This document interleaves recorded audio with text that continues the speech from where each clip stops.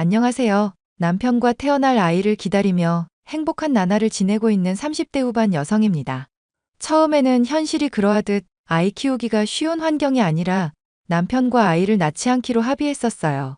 하지만 2년 전 시댁과 인연을 끊고 마음의 안정을 되찾으니 온전한 내 가족을 갖고 싶더라고요. 몸과 마음이 편안해지니 그토록 기대하던 아기 천사가 찾아와 주었고 현재 임신 7개월입니다. 후기에 접어들면서 여러 가지 생각들을 많이 하게 되는데요.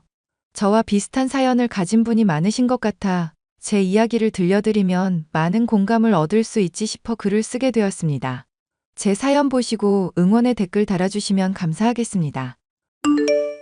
세아가, 너 이번 명절에 어떻게 할 거니? 네, 어머니, 안 그래도 연락드리려 했어요. 금요일이 설이니까 수요일쯤 내려가려고요. 이번에도 학교에서 배려를 해줬나 보구나. 매번 이렇게 고생만 시켜서 어쩐다니? 이 집의 며느리가 저 하나뿐인데요. 제가 당연히 해야 하는 일인걸요? 나는 네가 고생하니까 그러는 거지. 우리 식구는 너까지 내시지만 큰 집이다 보니 제사 모시는 게 영. 이게 다 무슨 업보인가 싶고. 어머니, 그런 말씀 마세요. 모르고 시집 온 것도 아닌데요. 오랜만에 어머니 얼굴도 보고 자주 찾아뵙지도 못하는데 이런 기회에 오래같이 있어야죠. 나도 마음 같아선 다 때려치고 싶구나. 나이 먹어서까지 고생할 줄 누가 알았겠니? 그건 저도 안타깝게 생각해요. 늘 어머니 고생하시는 거 잘 알죠. 이번에는 제사 음식을 조금 줄이려고 해. 다행히도 오는 친척들이 별로 없다고 하네. 코로나도 그렇고 아직 영 찜찜하다고. 생각보다 얼마 없네요. 저 오전에 일찍 내려갈 테니까 저랑 같이 시장도 가고 백화점도 가고 그래요. 내려오는 것만으로도 피곤한데. 아, 그리고 내가 말 안 한 게 있는데 말이다. 네? 뭔데요? 이번에 진수가 결혼할 여자를 데리고 온다는데 인사만 하는 거라 대접할 필요는 없다는데 어떻게 해야 하니? 너야 워낙 우리랑 왕래가 잦았으니까. 명절에 오는 거면 그래도 어느 정도 대접은 해드려야 하지 않을까요? 상다리가 부러질 정도는 아니어도 식사는 해야죠. 제가 준비할 테니까 걱정하지 마세요. 그나저나 아주버님은 언제 만나신 거래요? 글쎄다 마음 잡고 공장 들어가더니 갑자기 결혼 이야기를 하지 뭐니. 아직 만나본 게 아니니 나도 가늠을 못하겠다. 그럼 그때 만나보면 알겠네요. 그때 내려가기 전에 연락 한 번 더 드릴게요. 쉬고 계세요. 오냐, 고맙다. 저는 대기업 법률 자문단으로 활동하고 있는 변호사인 남편과 7년 전에 결혼했어요. 남편에게는 위로형이 하나 있었는데 카페 사업을 하다 코로나로 인해 말아먹은 뒤 번번이 취업에 실패하다 작년에야 겨우 공장에 생산직 근로자로 취직하게 되었죠. 성격도 사업하던 사람이라 그런지 공과 사 구분하는 게 명확했고 똑부러지는 성격이었습니다. 시아버지는 남편이 어려서 사고로 돌아가셔서 시어머니 혼자 아들 둘을 키우셨어요. 시장에서 장사도 하셨다가 남의 집 가사 도우미 일도 하시면서 어렵게 자식들을 키우셨다는 프라이드가 대단하신 분이었습니다. 그래도 이것저것 재지 않고 욕심도 없는 다정다감한 분이셨죠. 저에게 늘 새아가라며 딸처럼 대해주셨거든요. 그런 저도 시어머니에게 최선을 다해서 효도를 하고자 노력했고 고부 갈등이란 건 존재하지 않았었어요. 하지만 아주버님이 결혼을 하시고는 분위기가 완전히 달라져 버리고 말았죠. 자기야, 바빠? 아니, 이제 점심 먹고 커피 한잔 하고 있어. 요 근래 쉬엄쉬엄 일하고 있는 중이야. 무슨 일 있어? 아니, 이번 추석에 형님도 오시겠지? 당연한 걸 왜 물어? 결혼하고 첫 명절인데 오겠지? 그렇지? 그럼 내가 연락해서 어떻게 할 건지 물어봐도 실례 아닌 거겠지? 왜? 어색해? 좀 그렇지. 지난 설에 인사 오고 나서 갑자기 혼인신고하고 결혼식하고 따로 만난 적도 없잖아. 그건 그렇네. 번호는 알아? 응, 어머님이 알려주셨어. 그래도 같은 며느리들인데 내가 동서니까 먼저 연락하는 게 예의겠지? 예의랄 것까지야. 필요하니까 연락하는 거지 뭐. 쓰잘데기 없는 걸로 하는 것도 아닌데. 그리고 이참에 서로 안부도 묻고 하면 되지. 이게 뭐라고 떨리는지 참. 일단 내가 연락해 볼게. 알겠어. 이따가 퇴근하고 봐요. 안녕하세요, 형님. 저 최경이라고 합니다. 동서예요. 아, 네. 어쩐 일이에요? 이번 명절 때문에 연락드렸어요. 결혼하시고 따로 연락 못 드려서 죄송해요. 그리고 말씀 편하게 하세요. 그래. 내가 형님이니까 그래도 되지? 근데 명절에 왜? 이번 명절에 어떻게 하실 건가 해서요. 뭘 어떻게 해? 명절이 그냥 명절이지 뭐. 설마 나보고 음식하라 이런 건 아니지? 아, 그럼 명절 당일에 내려오시나요? 그동안 어머님이랑 명절 전에 만나서 밥도 먹고 음식 준비도 하고 그랬거든요. 그래서? 나보고 지금 시집살이 하라는 거야? 아니요, 그런 뜻이 아니라요. 오해하셨으면 죄송한데 지금까지 그렇게 해와서 명절에 어떻게 하실 건지 여쭤본 거예요. 결혼하시고 첫 명절이기도 하고. 요즘 시대에 누가 시댁에 틀어박혀서 음식을 해. 우리 부부는 해외여행 일정 잡아놔서 못 가. 동서가 늘 음식해왔다며? 아, 그러시구나. 여행도 다니시고 좋네요. 비꼬는 거 아니지? 어머님한테도 죄송하다고 용돈 200만 원 보내드렸어. 안 그래도 동서 계좌 물어보려고 했는데 계좌 좀 불러봐. 제 계좌는 왜요? 그냥 여행 가버리면 욕할 거잖아. 뒷말 안 나오게 수고비라도 주겠다 이거야. 그럼 동서도 불만 없을 거고. 어머니는 용돈 드리니까 좋아하시던데. 형님, 지금 돈으로 뭘 어떻게 하시려는 거예요? 기분이 조금 그렇네요. 아니, 동서는 사람이 왜 이렇게 날이 섰어. 그냥 용돈 받는다고 생각하면 되지. 아무튼 이번 명절에 고생 좀 해. 일단 알겠어요. 여행 잘 다녀오세요. 솔직히 형님이라고는 하지만 나이도 저보다 3살이나 어리고 집안도 빵빵해서 주눅이 들었던 건 사실입니다. 하지만 믿었던 시어머니마저 고작 돈에 꼬드김 당하고 언제 그랬냐는 듯이 저를 남처럼 대하시더라고요. 매번 곤란한 일이 있을 때면 형님은 늘 돈으로 해결하려는 성향이 강했고 어머니도 평생 고생만 하셔서 그렇게 여유로웠던 적은 없었으니 돈에 홀리셨던 겁니다. 결국 첫 명절은 고사하고 그 뒤로도 형님은 매번 명절에 용돈을 보내오며 정작 본인은 얼굴도 안 비췄어요. 명절 전 후로 해서 주말에 식사 한번 하고 안부차 연락 주고받고 그게 전부였습니다. 저는 중학교에서 기술과정 과목을 가르치는 교사예요. 형님은 아주버님이 다니는 회사 오너의 딸이었고 재벌까지는 아니지만 재력이 상당한 집안이었고요. 무력에 눈이 먼 시어머니가 어느 순간 저와 형님을 사사건건 비교하기 시작했고 그 스트레스는 고스란히 저에게 다가왔습니다.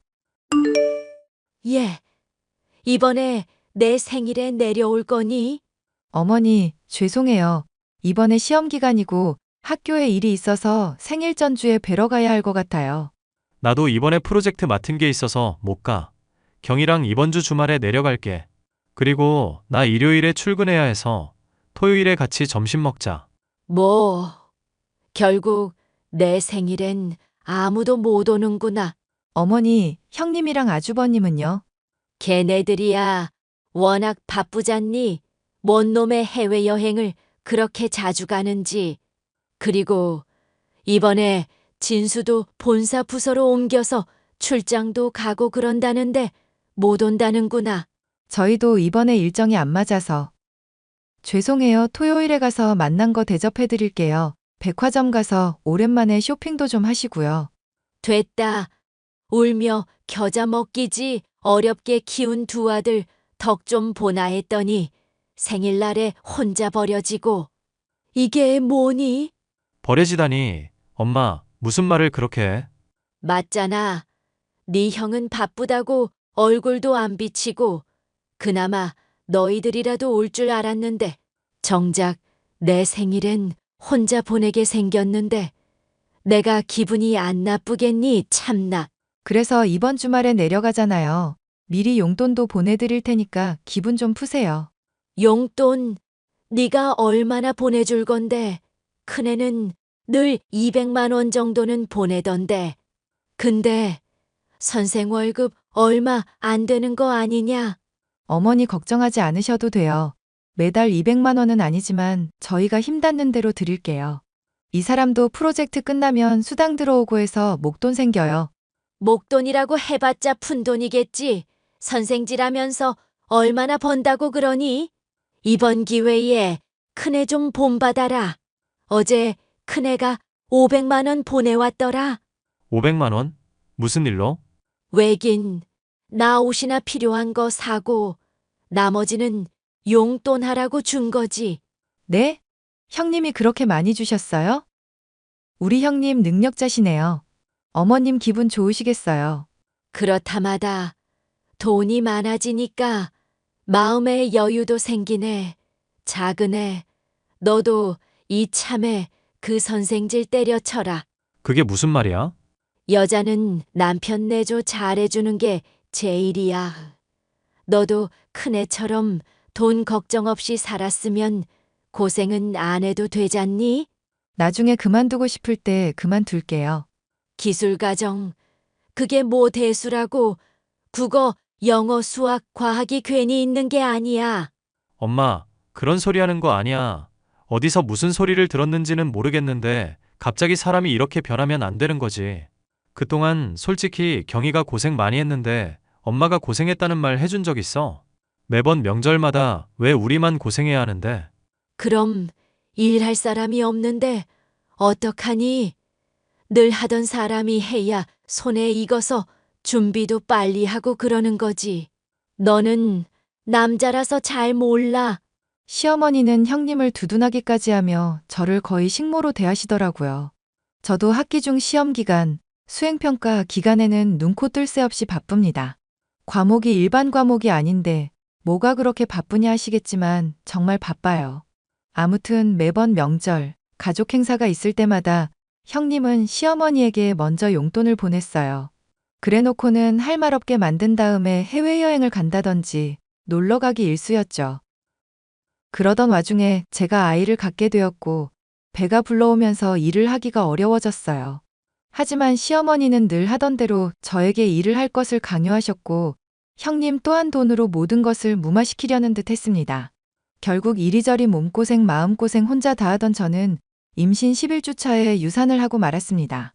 겨우 안정을 취하고 몇 개월의 시간이 흘렀고 설 연휴를 앞두고 있었죠. 왠지 이번에도 흐지부지 될 것 같아서 도저히 그냥은 못 넘어가겠더라고요. 저도 사람인지라 마냥 참고 있을 수만은 없었어요. 형님, 잘 지내셨어요? 동서 웬일이야? 아니, 2주 뒤면 설 명절이잖아요. 혹시 이번에도 못 오시는 거예요? 어머님이 정말 서운해하세요. 무슨 소리야? 어머님한테 미리 용돈 보내드렸어. 늘 하던 대로 하면 되잖아. 조용하다가 갑자기 왜 이래? 아직 몸 덜 추스린 거 아니야? 정신적인 충격이 크다던가. 에이, 저 이제 괜찮아요. 그나저나 이번에도 못 오신다는 거죠? 결국 또 저 혼자 해야 하네요. 뭘 그런 걸 물어? 동서도 따로 챙겨줘?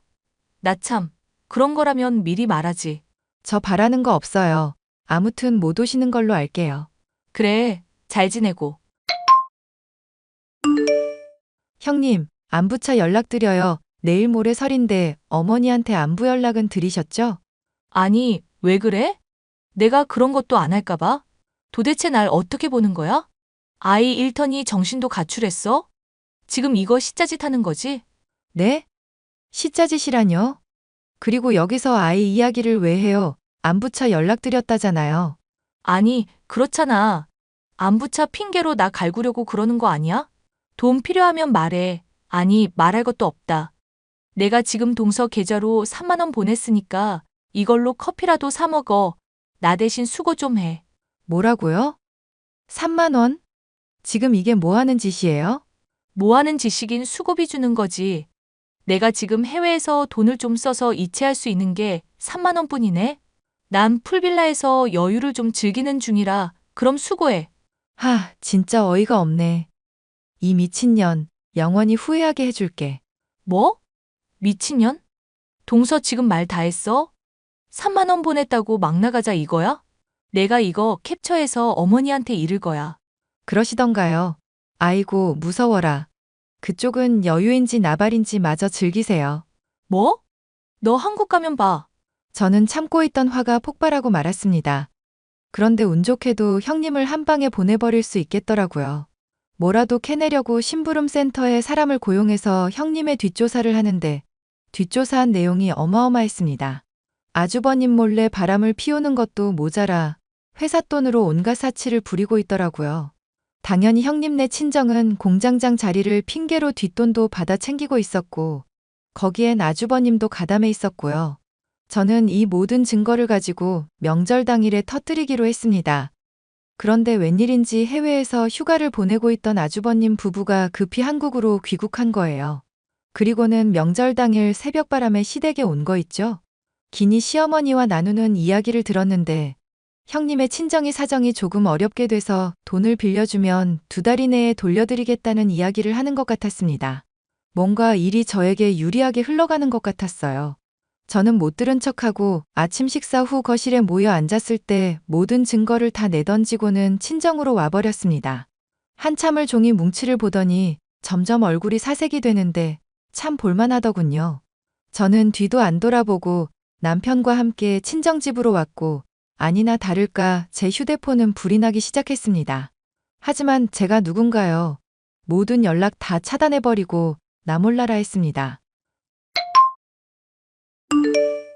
야, 너 어디야? 네? 저요? 그래, 내 인연 우리 집안 말아먹고도 편히 살 줄 알았어. 니년 때문에 다 망하게 생겼다. 무슨 소리세요? 저 때문에 다 망하게 생기다뇨? 내가 모를 줄 알아?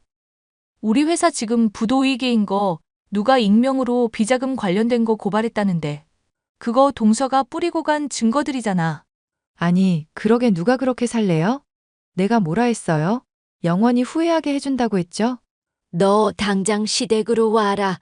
오늘 내가 단단히 버릇을 고쳐주마. 무슨 버릇이요? 어머니나 버릇 고치세요. 돈 욕심 없던 분이 돈맛 알고 나니까 어떻게 사람이 그렇게 변해요? 제가 그동안 개고생하면서 뒷바라지 해드린 건 아무것도 아닌 건가요? 아니, 일할 사람이 너밖에 없는데 그게 그렇게 불만이었니? 아니요. 어머니가 인간적으로 절 대해주셨다면 제가 이렇게까진 안 했죠. 어머니도 형님이랑 똑같아요. 돈으로 뭐든지 해결하려고 하고 예전엔 안 그러셨잖아요. 그리고 형님, 어린데도 제가 꼬박꼬박 대접해주니까 아주 제가 만만하죠? 지은 죄 달게 받으시고 행동거지 좀 똑바로 하세요.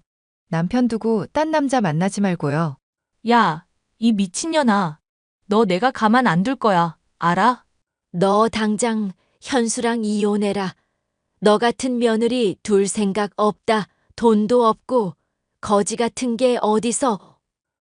아, 네 알아서들 하세요. 현수 씨도 어머니라면 지긋지긋하다던데요? 이참에 연 끊으시던가요? 내가 못할 줄 알아. 그리고 니까짓 게 어디서 천륜을 끊으려 해? 아, 그만 시끄럽게 하세요. 귀 아파 죽겠네? 그럼 전 이만. 남은 인생 돈만 쫓다 잘 살아보세요. 저는 형님과 시어머니와 한바탕 해버렸습니다. 제가 가진 증거를 공개하고 경찰에 넘겨버렸어요. 증거가 너무나 명확했기 때문에 손 쓸 새도 없이 조사당하고 순식간에 잡혀가고 그러더라고요. 당연히 아주버님과 형님, 그리고 형님 친정은 쑥대밭이 되었고 회사는 망해버리고 말았어요. 전문 경영인이 고용되고 공장은 재가동되었지만 기업의 이미지가 많이 실추되었죠. 자연스레 시어머니도 돈줄이 끊겼고 하나밖에 남지 않은 자식은 손절을 쳐버리니 이러지도 저러지도 못하더라고요. 아주버님 부부는 자연스레 이혼 절차를 밟게 되었고 거액의 빚까지 지게 되었습니다. 저희 부부 경제권은 제가 쥐고 있습니다. 솔직히 제가 돈을 좀 잘 모으고 부풀리거든요. 아무튼 시어머니는 남편이나 저에게 끊임없이 연락을 해오고 계세요. 하지만 남편이 큰 마음 먹고 시댁을 한번 뒤집어 놓았더니 그 뒤로는 안 왔지만요. 그렇게 2년이라는 시간이 흘러 지금에 이르렀고요. 저는 앞으로도 시댁 식구들과 얼굴 보고 살 일은 없을 것 같네요. 한때 사이가 좋았던 고부지간도 형님이라는 사람도 존재하지 않게 되었지만 그 일로 인해 인생 공부했다 생각하려고요. 이렇게나마 속 시원하게 이야기하니 10년 묵은 체증이 싹 가라앉는 것 같습니다. 이래서 사람들이 사연을 잘 챙겨 듣고 하나 봅니다. 제 사연은 여기까지입니다. 어떠셨나요? 여러분께 많은 공감이 되었길 바라며 이만 물러나겠습니다.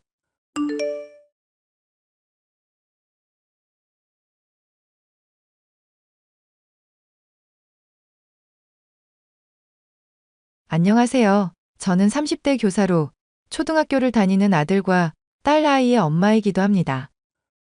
아이들에게 부끄럽지 않은 엄마가 되기 위해서 남편과 많이 애쓰고 있지만 주변에서 이런 아이들의 교육에 악영향을 미치는 사람들을 종종 만나고는 하는데요. 제 시누이 또한 제가 마주치기 싫어하는 사람으로 허영과 교만이 하늘을 찌르는 사람이었습니다. 늘 저를 무시하던 시누이가 최근에 제게 어떻게 박살나게 됐는지 통쾌한 과정에 대해서 얘기를 해볼까 합니다. 시누이는 제가 남편과 결혼을 할 때부터 이상한 사람이라는 느낌을 확 받을 수 있었는데요. 동생이 결혼을 해서 다행이네. 이제 집안의 대를 이어줄 사람이 생겨서 다행이니까. 앞으로 잘 부탁해, 옳게. 네, 형님. 저야말로 너무 잘 부탁드려요. 그런데 마음에 걸리는 게 한 가지 있던데. 결혼식장을 되게 조촐하게 잡았더라? 직업이 고등학교 교사라고 그랬었던가? 그럼 사회적 지위도 있는데 적당히 쓰는 게 어땠을까? 남편이나 저나 조촐하게 식 치르자고 얘기가 나온 상황이었어서요. 형님께서 신경 써주신 건 감사하지만 저희나 다른 분들도 다 결혼식 만족하셨고요. 내가 마음에 안 들어서 그래. 하나뿐인 동생 결혼하는데 뭔가 날림으로 한 것 같아서 기분이 안 좋다고. 내 친구들도 결혼식 참여한 애들 꽤 되는데 여기에는 내 사회적 지위도 걸려 있다고. 알아? 죄송하지만 지금 무슨 말씀을 하시는지 모르겠는데요. 올케 입장에서야 그냥 싼값에 가성비로 결혼식 치렀다고 만족할 수 있겠지. 하지만 내 입장에서는 이렇게 싸구려로 결혼한 동생과 올케가 있으면 마음에 걸린다고. 내 남편이 큰 골프장 운영하는 사업가인데 VIP들이 이 얘기 들으면 어떻게 생각하겠어? 그러니까 내가 남편한테 말해서 돈 보태준다고 할 때 받지 그랬어. 저는 남편한테 딱히 그런 얘기 못 들었네요. 아, 그래? 그럼 정우가 말을 안 했던 거구나.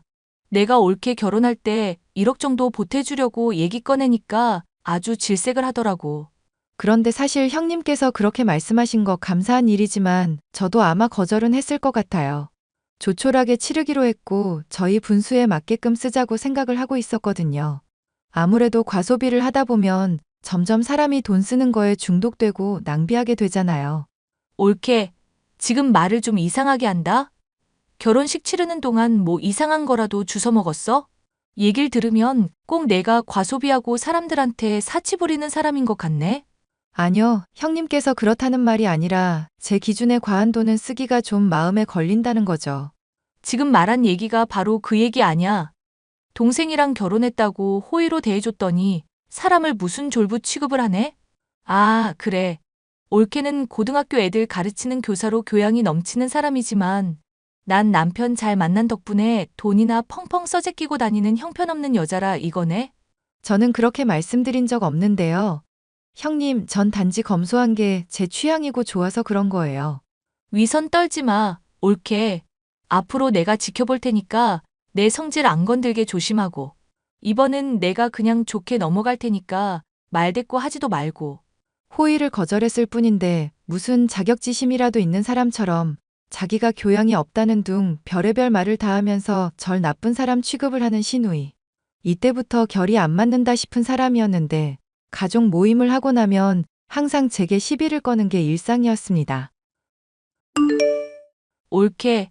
학교 선생님은 나중에 연금 같은 것도 따로 받을 수 있다며. 그거 다 합치면 한 10억 정도 되고 그러나? 아니요, 뭐 그렇게까지는 안 되죠. 나중에 애들 대학 보내고 집 장만해주고 이러면 열심히 저축해야 하는 상황이에요. 저나 남편이나 월급 받는 처지니까. 에이, 내가 또 한 소리 할까봐 지레 겁먹기는. 그럼 공부도 엄청 많이 했어야 했겠네? 이번에 가족들 모였을 때 보니까 막 영어도 유창하게 사용하고 그러더만. 열심히 공부하기는 했는데 외국 간 게 아니라서 유학파만큼은 못해요. 그냥 기본적인 영어, 남들보다는 조금 많이 아는 정도라. 아, 내가 대단하다고 한 게 별거 아니라 이거네? 올케 은근 사람 칭찬을 돌려가기로 화답하는 경향이 있다? 아니요, 아니요. 그런 의미로 말한 게 아니라 칭찬받는 게 쑥스러워서요. 그럼 그렇다고 말을 하면 되지. 왜 사람 무식한 거 가지고 돌려가고 그래? 나도 영어 본격적으로 배웠으면 남들보다 훨씬 유창하게 할 수 있었어. 단지 기회가 없고 공부할 시간이 없었을 뿐이지 하면 제대로 했다고. 네, 알죠. 형님이 영어뿐만 아니라 다른 공부도 하려고 마음먹으면 잘하실 거. 입에 발린 소리 하지 마. 올케가 언제 내 공부 실력 테스트한 적이라도 있어? 무슨 애들 가르치듯이 오냐오냐 하면서 동기부여하는 거 나한테는 안 통해. 그런 의도로 말씀드린 건 아니었어요. 그냥 남편한테 형님이 재주가 이것저것 많다고 들었거든요. 예전에 포토샵 같은 것도 다루시고 가족 공예 이런 것도 배우면서 손재주가 참 좋다고 들었거든요. 원래 손재주 좋은 사람은 머리도 좋잖아요. 올케도 머리 좋았을 텐데 왜 선생님 일을 했어? 돈 많이 못 벌고 애들 가르치느라 힘든 직업 아니야? 네, 그건 그렇긴 한데 애들 가르치는 게 좋아서요. 돈 많이 들어오는 직업 하면서 많이 벌어두는 게 낫지 않아? 어차피 졸업하면 뭐 쓸모 있는 것도 아니고 두고두고 만나는 것도 아닌데. 아니요, 저는 지금 직업에 만족하는데요. 그게 바로 헛똑똑이라는 거야. 머리에 먹물은 많이 들었는데 효율적으로 못 쓰는 거지. 막말로 같은 시간 들여서 좋은 머리로 공부를 했음. 내 남편처럼 사업을 해야 할 거 아냐. 그러면 돈도 많이 벌고 애들한테 존경도 받고 그랬을 텐데. 저도 졸업한 학생들이 종종 찾아와서 인사드리고 가는데요. 죄송하지만 사업이나 애들 가르치는 일이나 돈을 놓고만 비교하는 건 아닌 것 같아요. 제 일에 저는 나름대로 긍지도 있고요. 그래. 나도 꽉 막힌 올케한테 괜히 좋은 얘기 들려주고 싶지 않네. 인생 스스로 힘들게 살겠다는데 내가 뭐 어쩌겠어? 이런 식으로 평소에 제 직업을 은근히 비하하고 학생들한테 열심히 가르쳐봐야 뭐 하겠냐는 등 모든 일과 노력을 돈으로만 따지는 사람이 제 시누이였습니다. 남편도 이런 시누이를 지긋지긋하다며 결혼식 지원을 도움받았으면 그걸로 두고두고 우려먹었을 거라고 하더군요. 이렇게 사람 지긋지긋하게 하고 힘들게 하는 성격에 질린 건 저와 남편만이 아니었습니다. 얼마 지나지 않아 시누이와 아주버님이 이혼을 했다는 소식을 들을 수 있었죠. 이혼하는 거 말리려고 가족들하고 다 같이 방문했었다며. 그래도 여전히 이혼하겠다고 고집 부리신 거야, 아주버님? 누나가 완전 울고불고 매달리는데 소용이 없더라. 나도 매형 그간 고생해온 거 지켜봐 왔으니까 뭐 말릴 생각도 안 들었고. 아주버님이 뭐 어떻게 고생했었는데? 한 달에 몇백씩 생활비하라고 갖다 주면 그거 홀랑 다 써버리고 신용카드 돌려막기하고 명품 가방이며 비싼 외식이며 즐기면서 돈만 써댔다더라. 매형은 누나가 나름대로 투자도 하고 관리도 하는 줄 알았는데 결혼 생활 내내 모은 돈이 하나도 없었대.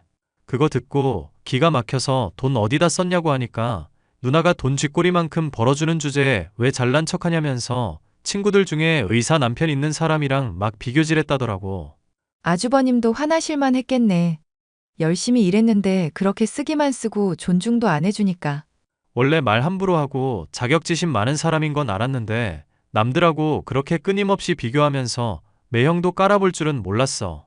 그동안 이거 말고도 들은 일화가 한둘이 아닌데 이 정도면 솔직히 이혼해야겠다 싶어. 결국 이혼을 당한 시누이는 그래도 사업하는 남편을 둔 덕분에 많은 위자료를 받을 수 있었지만 정신을 못 차리고 오히려 명품 자랑이며 허세는 더더욱 심해져만 갔죠. 왜인지 모르겠는데 제 앞에서는 엄청 자랑을 하고 남편에게는 몰래 돈을 빌리려고 한 적도 있었습니다. 여보, 누나가 돈 빌려달라고 얘기 꺼내고 그러진 않지? 나한테는 아쉬운 소리 해가면서까지 막 1,000만 원만 빌려달라 그러더라고. 나한테야 왜 그런지 모르겠는데 돈 얘기 한 번도 안 하셨어. 그런데 왜 그렇게 돈이 또 금방 부족해지신 거래? 이혼할 때 받은 위자료가 적지는 않았었던 것 같은데. 몰라. 말로는 어디 투자했다가 다 날렸다고 그러는데 내가 보기엔 그냥 과소비 때문이야. 명품 가방이며 구두는 잔뜩 사대고 비싼 음식은 먹고 다니는데 돈은 또 벌지도 않거든. 누나, 아무래도 노숙자 신세는 져야만 정신 차릴 모양인가 봐. 어머님이랑 아버님이랑 당신이 좀 같이 말려봐야 하는 거 아냐? 이러다가 신용 불량자 되시겠다. 엄마랑 아빠도 완전히 두 손 두 발 다 들었어. 딸 자식이라지만 그냥 신용불량자 되게 내버려두라시네. 아무리 옆에서 타이르고 좋게 말해도 알아먹질 않는데 어떡하겠어. 그래도 당신은 안 괴롭힌다니 다행이다. 아니, 돈 얘기는 나한테 안 하는데 대신 다른 걸로 나 괴롭혀. 맨날 명품 가방을 어디서 샀네. 구두가 어떤 모양인데 한정판이네 하면서 시도 때도 없어. 맞장구 제대로 못 쳐주면 열폭하냐, 자기 무시하냐 등등 온갖 소리 다 하는 거 아니까 아주 힘들다. 당신 뭔가 잘못 생각하고 있네. 그게 무슨 소리야? 내가 잘못 생각하고 있다니. 지금 누나 아빠랑 엄마도 손 놓은 상태라니까. 나도 오래전부터 누나 포기하다시피 했고. 그런데 당신이 괜히 받아주고 그럴 필요 없어. 당신이 뭐 빚진 거 있는 것도 아닌데 왜 그런 얘기를 들어야 해. 듣고 보니 맞는 말이긴 하네. 내가 왜 그랬지? 그리고 누나가 은근 학업 컴플렉스 있어서 당신한테 스트레스 풀려는 걸 수도 있어. 얘기 들어주는 게 고마워서 말하는 게 아니라 그냥 자기 감정 쓰레기 통하라고 당신 찾는 거 확실하다니까. 듣고 보니 그런 것도 같다. 아니, 얼마 전에는 애들이 듣는 데서 엄마가 돈 못 벌어서 어떡하냐는 둥 온갖 소리를 다 하더라니까. 당신도 봤으면 진짜 속 터졌을 텐데. 앞으로는 집에 괜히 부르지도 말고 거리 두면서 대면대면하게 지내. 애초에 얘기 들어주고 자시고 할 필요도 없으니까 당신이 그냥 컷해버리라고. 알겠어. 나도 더는 참고만 잊지 말아야겠다. 남편과 종종 이렇게 다짐을 하면서 시누이한테 따끔하게 한마디를 해야겠다. 생각을 했었는데요. 이혼을 당한 처지가 불쌍하기도 하고 얼마나 자존감이 부족하면 물건 사느라 빚까지 져가면서 제게 자랑을 해댈까 싶기도 했습니다. 적당선에서는 참고 있었는데 어느 날부터는 아이들에게 엄마 아빠가 가난하니까 너희들이라도 성공하라는 둥 헛소리를 하며 점점 선을 넘더라고요. 형님, 애들한테 이상한 소리 좀 하지 말아주세요. 저희 나름 정해두고 있는 교육 방침이 있는 건데 자꾸 용돈이라면서 10만 원씩 쥐어주지도 말아주시고요. 아니, 애들 어릴 때부터 경제관념 심어주려고 한 건데 그게 뭐 그리 잘못이라고? 그럼 내 사랑스러운 조카들이 나중에 거지 신세 되는 거 보고만 있어? 거지 신세라뇨. 무슨 말씀을 그렇게 하세요. 애들 잘 크고 있고 건강하게 잘 자랄 거예요. 돈은 좀 부족해도 정신이 건강한 사람으로 키울 거라고요. 지금 옳게 나 저격하는 거야? 돈만 펑펑 써대고 정신에 하자 있는 사람이라고. 매번 이런 얘기할 때마다 논점 흐리지 좀 마세요. 저는 형님이 정신에 하자 있는 사람이라고 말한 게 아니라 애들을 바른 사람으로 키우겠다고 얘기한 것 뿐이에요. 내가 애들한테 돈 주고 나서 이런 말 하는 거 보니까 날 저격한 거 맞잖아. 옳게 좀 배웠다고 사람 무시하고 그러는 거 아니야. 어차피 공부 많이 해서 서울대 나와도 나중에 취직하면 결국 월급쟁이 신세밖에 더 돼? 나같이 돈 많은 사람들 밑에서 일하는 신세밖에 더 되냐고. 형님이 무슨 말씀하시는지도 알겠고 좋은 의도로 그러는 것도 알겠어요. 하지만 남편이랑 저랑 정한 교육 방침을 형님이 멋대로 바꾸실 수는 없어요. 그리고 애들한테 엄마 아빠 비하하듯이 가난이니 어쩌니 그런 말씀도 말아주시고요. 아, 그러니까 나는 애도 없는데 돈만 써대는 정신 나간 년이라 이거네? 옳게 요즘 좀 사람 마음에 든다 싶더니 또 이렇게 삐딱선을 탄다? 형님이 저희한테 그동안 했던 걸 생각해 보세요. 그리고 솔직히 말하면 형님 이제 돈 많으신 것도 아니잖아요. 뭐? 돈이 뭐가 어쩌고 어째? 나 남는 게 돈인 사람이야. 돈 썩어 남아서 조카들한테 용돈 10만 원씩 쥐어주는 거 몰라? 남편한테 돈 빌려달라고 한다면서요. 어머님, 아버님도 말씀하셨는데 신용카드 빚 때문에 카드 돌려막기 하시는 중이라면서요. 와, 어이가 없다. 내가 그건 한때 과소비했었는데 지금은 안 그래. 부자는 망해도 3년은 가는 거 알고 있지? 하물며 내 남편, 골프장까지 가지고 있던 알부자였어. 그런 남편 뒀던 내가 당연히 건물 한 두 채쯤은 가지고 있는 게 맞지 않겠어? 그럼 남편한테는 왜 돈 빌려달라고 하신 건데요? 급하게 건물 관련해서 돈이 나갈 때가 있어서 그랬던 거지. 무슨 사람을 거지 보듯 취급하니까 어이가 없네? 나 없는 돈까지 빌려가면서 허세 부리는 사람 아냐. 올케가 거지처럼 산다고 남까지 거지처럼 취급하지 말아줬으면 좋겠네. 저는 거지 취급한 적 없고 제가 거지라고 생각한 적도 없는데요.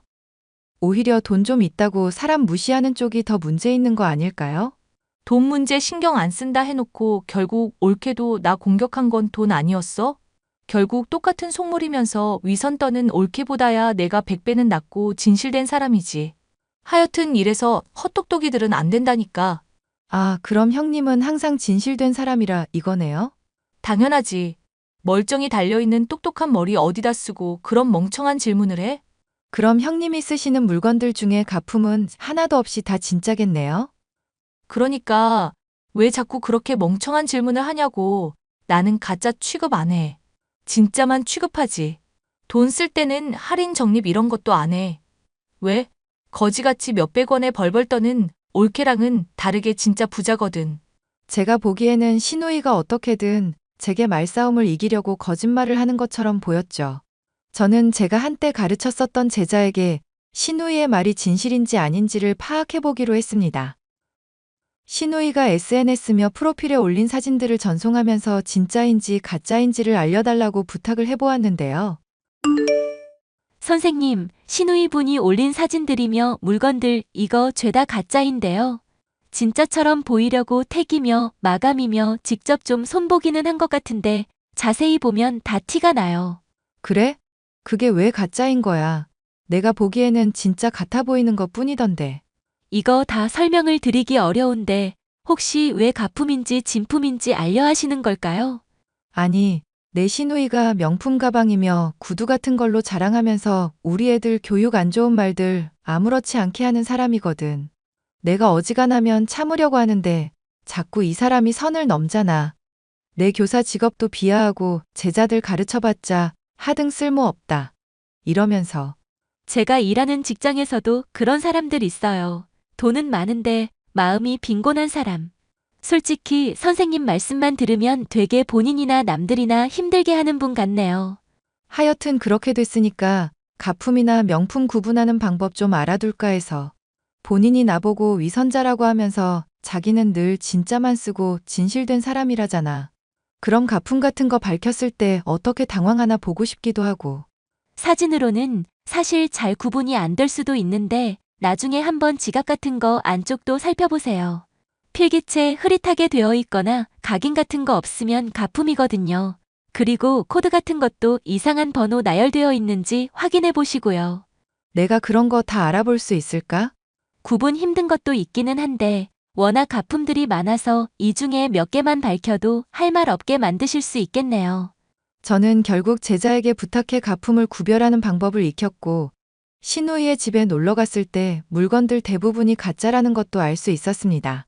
제게는 엄청 돈이 많은 것처럼 굴어놓고 집에 있는 물건들 중에 가짜가 아닌 게 없을 정도로 궁하다는 게 한심하면서도 안쓰럽기도 했죠. 하지만 이런 사람이 제 아이들에게까지 이상한 가치관을 주입하며 악영향을 미치는 걸 더는 보고 있을 수만은 없었습니다. 올케, 이거 봐. 이번 이태리 가서 명품 좀 뽑았어. 올케는 이런 거 구경도 못 해봤지? 하긴 여행 가는 것도 간당간당한 교사니까 뭐 명품 가방은 쓰지도 못하겠다. 솔직히 말씀드려도 될까요? 그런 건 저도 안 가져요. 으이구, 또 허세 부린다. 허세. 이게 얼마짜리인 줄이나 알고 그러는 거야?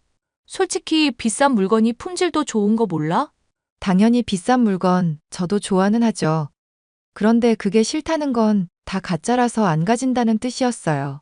이제 하다 그런 식으로 남을 까내리는 거야? 아, 진짜 구질구질하다 못해 안쓰럽기까지 하다. 지갑 안쪽에 각인도 없고 택번호도 제작 시기를 뜻하는 건데 완전 이상하게 되어 있던데요. 시계도 명품이라고 해놓고 완전 무게도 가볍던데. 이거 말고도 하나하나 다 가짜인 이유들 알려드릴까요? 올케가 그걸 어떻게? 아이고, 당황하셔서 이제 거짓말하는 것도 잊어먹으셨나 보다. 그야 형님이 쓸모없다던 제자 인맥 좀 동원해봤죠. 아니, 어떻게 그렇게 가품을 가지고 잘난 척을 하실 수가 있어요?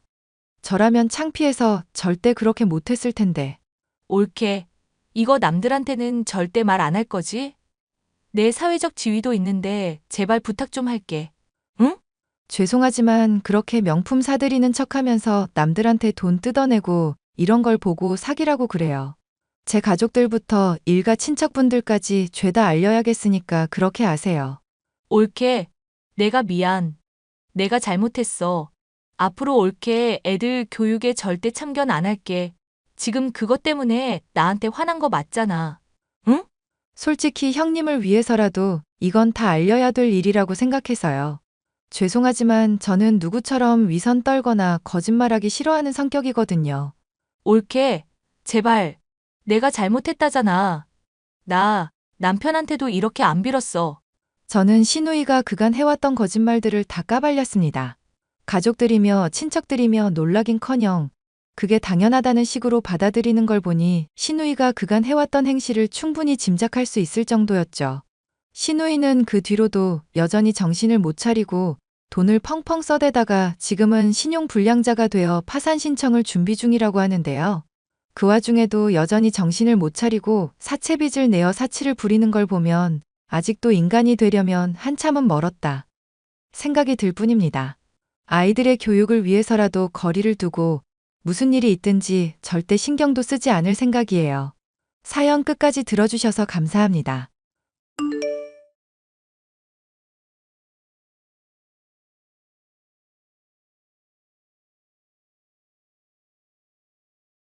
안녕하세요. 저는 20대 여성으로 사회복지사로 일을 하고 있습니다. 남편과 함께 평생을 행복하게 살 수 있을 거라고 생각을 했었지만 현재는 이혼을 한 상태가 되었는데요. 마마보이인 남편의 어떻게든 사람을 부려먹으려는 속물 시어머니로 인해 결혼 생활이 행복하지 않으니 도저히 견딜 수가 없더라고요. 아이를 잘 낳아 평생 행복하게 살아가고 싶던 제가 이혼이라는 결론에 이르기까지의 과정에 대해 말을 해볼까 합니다. 아가, 이제부터 한 집에 살게 됐으니까 조금 불편하더라도 서로 배려하자꾸나. 너희 자기 집 장만할 때까지는 내 집에서 머물면서 적당히 손만 거들면 된다. 그렇게 지내다가 돈 충분해졌다 싶으면 독립하든지 하고, 알겠니? 어머님께서 배려해 주셔서 얼마나 감사한지 몰라요. 그이도 이 얘기 꺼냈을 때 참 좋은 생각이라고 저도 찬성했어요. 나도 이야기는 들었다. 너가 잘 받아들여줘서 고맙구나. 어차피 나는 집에서 일도 안 하고 밖에서 장사하느라 많이 바쁘니 너 힘들 일은 없을 거다.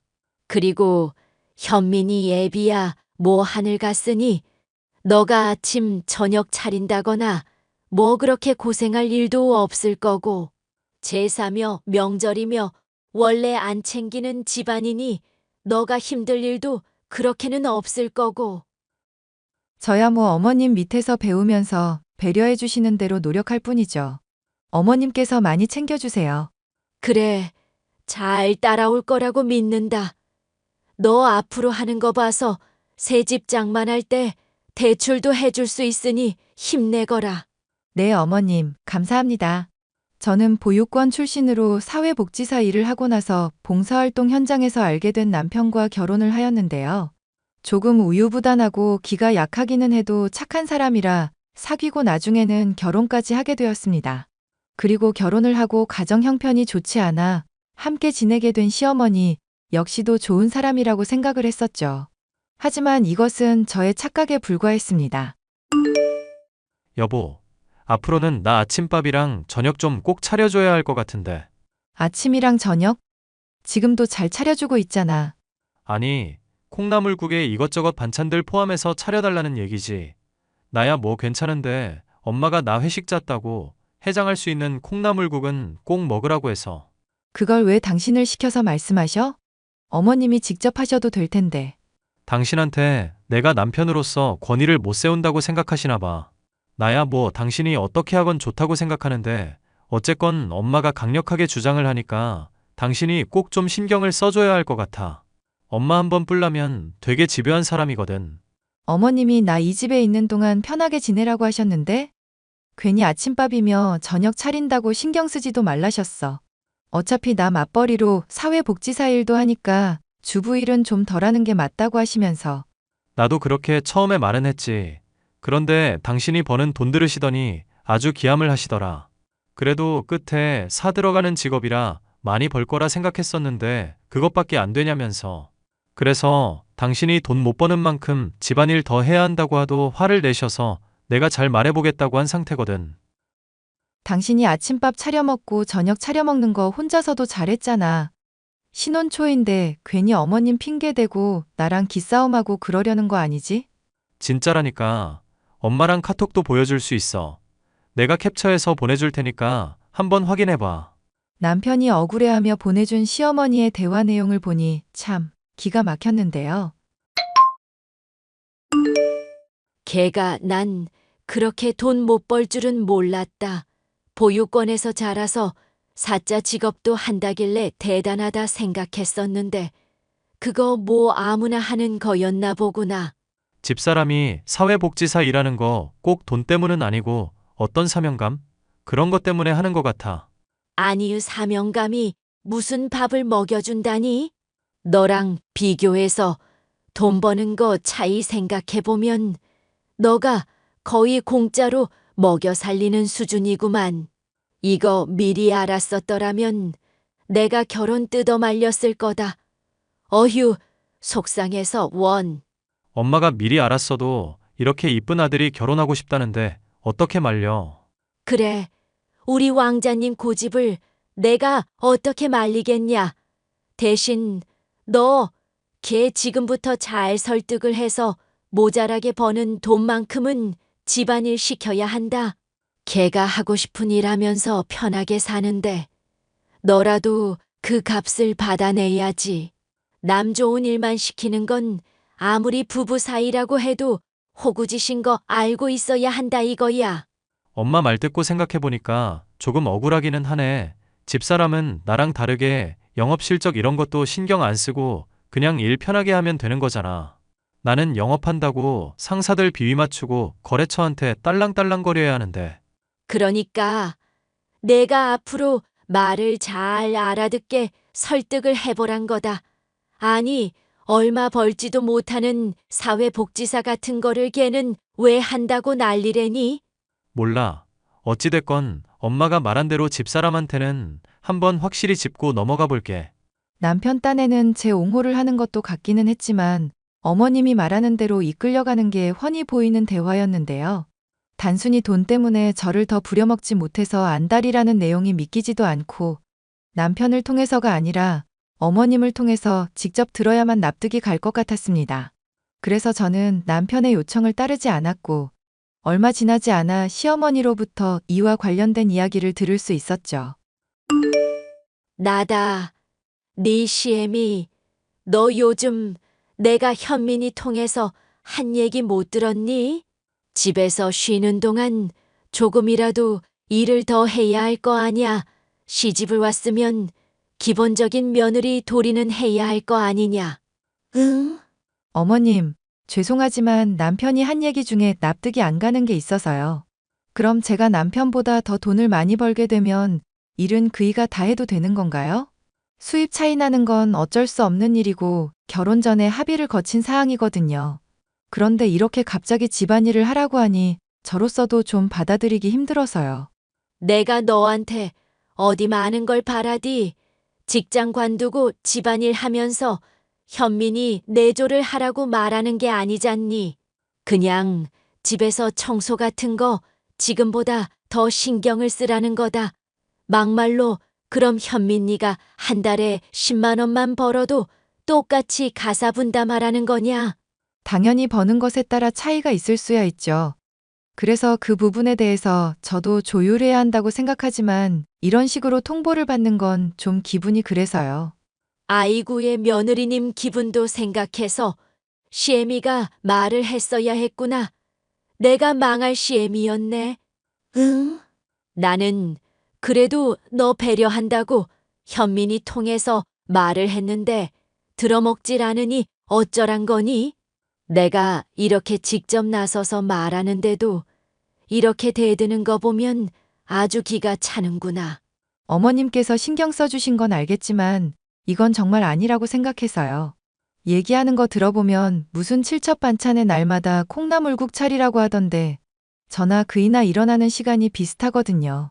그렇게 차리려면 제가 훨씬 더 일찍 일어나야 하는데요. 막상 출근길은 제가 더 먼데 말이죠. 그래. 내가 너한테 아쉬울 거 없는 처지인데도 출근길까지 배려를 하고 말을 건넸어야 했구나.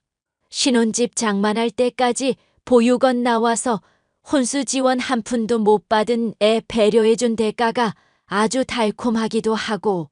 자꾸 저 보육원 나온 거 들먹이시는데 저도 남편한테 받은 거 없어요. 저나 남편이나 사회초년생이라 똑같이 빠듯한 형편인 거 아시잖아요. 그래도 너는 친척이 없어서 결혼 축의금 같은 것도 덜 받았잖니. 결국 축의금 평소에 뿌리면서 결혼식 다녔었던 나 생각하면 내가 손해인 거 당연한 거 아니니? 너는 어쩜 그렇게 생각이 짧리? 그래서 어머님이 원하시는 게 뭔데요? 콩나물국 끓이고 그이한테 반찬하면 되는 건가요? 아니, 너 말하는 뽐새 보니까 그 정도로는 정신 개조가 안 되겠다 싶구나. 앞으로는 계단 청소며 화단에 물 주는 거며 죄다 네가 하거라. 지금보다 2배, 3배는 열심히 해야 한다. 저는 충분히 제 몫하고 있는 중이라고 생각했는데요. 며칠 전에 너가 설거지 안 한 것도 봤다. 그리고 어제 빨래도 안 해놓고 널어놓지도 않았더구나. 방도 보니까 모래인지 머리카락인지 잔뜩 쌓여 있고. 제가 최근에 몸살이었잖아요, 어머님. 몸살이라고 핑계대고 바쁘다고 핑계댈 것 같으면 평생 청소할 꼴 보지도 못하겠구나. 아픈 사람이라도 그럴 이유가 있으면 스스로 병원에 가는 법이다. 너 힘들다고 징징거리는데 그렇게 몸살 난 것도 집에서 드러 누워 있기만 해서 그런 거야.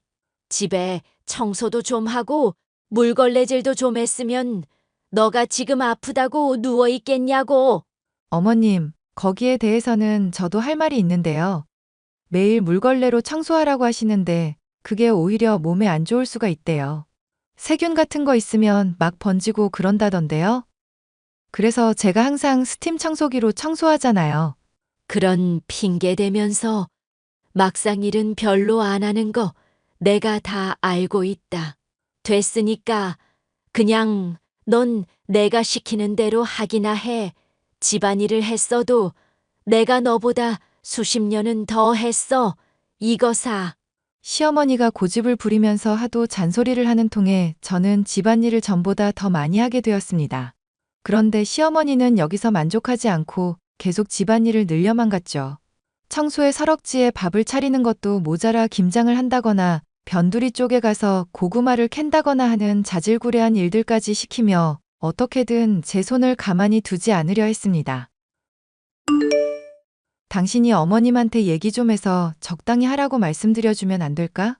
나 정말 힘들어서 미칠 것 같아. 일하는 거에도 지장이 생기고 있는데 어머님은 전혀 관두실 생각이 없잖아. 나야 뭐 당신이 열심히 일하니까 좋은데.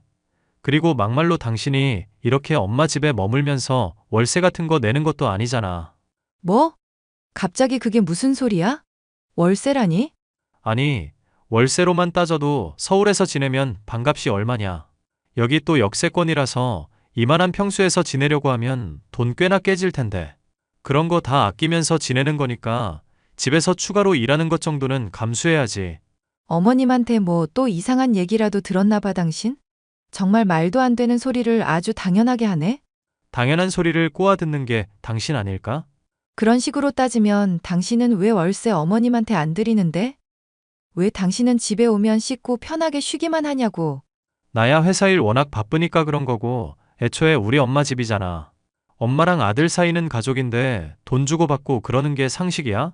말싸움 이기고 싶으니까 별 이상한 얘기를 다 한다. 그럼 나랑 당신이랑은 가족 아냐? 어머님은 내 가족 아니신 거야? 자꾸 월세니 돈을 덜 버니까 집안일을 더 하라느니 왜 이렇게 사람들이 계산적이야? 야, 지금 너 우리 엄마 욕했냐? 이게 돈도 못 버는 거 좋게 좋게 대해주니까 말을 막 하네. 엄마 말 맞다나 부모 없는 것들은 이래서 안 된다는 표본을 보여주는 거야. 하, 당신 어머님이랑 나 평소에 그런 식으로 흉보고 있었던 거야? 내가 보육원 나온 게 자랑스러울 일은 아니지만 그렇다고 남들한테 창피할 일도 아니야. 당신은 그런 거 이해해 줄 거라 생각했었는데 평소에 날 부모 없는 여자 취급하면서 깔아보고 있었다. 이거네? 자꾸 화제 전환하면서 논점 흐리지 말자. 너가 지금 집안일 하기 싫다고 징징거리니까 내가 이런 식으로 굴지 말라는 뜻에서 한 말이잖아. 그러니까 남편 말 듣고 시어머니 말 들으면서 좋게 좋게 지내라고. 이러다가 끊어진 연 신세 되면 큰일 나는 거 너뿐이다.